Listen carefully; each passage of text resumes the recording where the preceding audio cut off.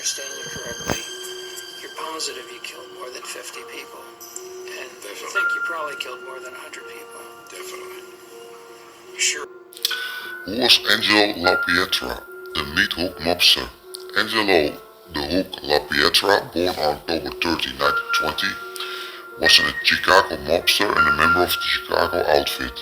He fought an extensive loan sharking operation in the city First Ward during the 1970s and the 1980s.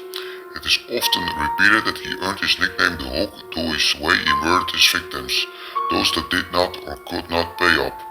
It was said that he would take his victim bound and gauged and hang him on a meat hook, piercing the victim's ribcage with the meat hook, and then torture him to death with a blowtorch. The real basis for his nickname was because it was said that once you took a juice loan from him, he would have his hooks in you, and he would use the juice on those loans to get you the hook for more loans of property or businesses as collateral to make good. He was born to first-generation immigrants from Naples, Italy, and a high-ranking member of the Chicago outfit. Lapietra was an extensive criminal record stretching back to 1939 that included murder, kidnapping, and narcotics. He was involved in the criminal operations in suburb of Cicero, Illinois, as well as the Chicago First Ward.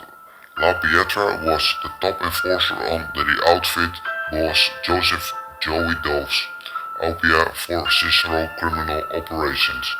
As a result of the 5-year federal investigation into organized crime following the murder of small-town Kansas City, Missouri mobster Lapietra was indicted along with Opia Jackie the Lakey Cerrone and other 50 mobsters from 5 cities. Lapietra was later accused by Kansas City grand jury with skimming an estimated $2 million from syndicate-controlled Las Vegas casinos. Federal authorities further charged that by using money from the Teamsters Union Central States Pension Fund, the mobsters were able to consolidate their control of some of Las Vegas casinos during the 1950s and 1960s. Federal agents had also recorded at least 12,000 hours of phone conversation to the wiretaps from organized crime figures in Kansas, Missouri, Milwaukee, Wisconsin, Illinois, and Nevada over a period of 4 years. In July 1984, Lapietra attorney Louis Carbona requested the federal appointed judge Joseph A. Stevens Jr. to have tapes be described and made available for the defendants. However, due to the opposition from Chief David Behavery, the U.S. Department of Justice Organized Crime Strike Force in Kansas City, Missouri, refused to transcribe the tapes, claiming the difficulties recording the numerous jurisdictions involved in wiretapping.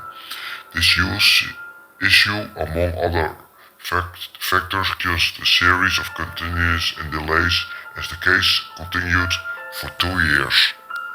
By September 1985, was called by law enforcement officials as one of the longest into 20 years of prosecution into organized crime. While in prison in Connecticut, 1988, he was disciplined and moved to a more secure prison in Virginia.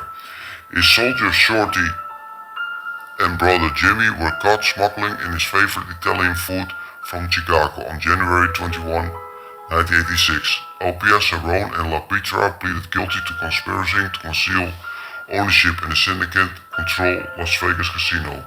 Lapietra was sentenced to 16 years imprisonment and fined $143,000. Opia and Cerrone were sentenced to 28 years imprisonment and fined $43,000.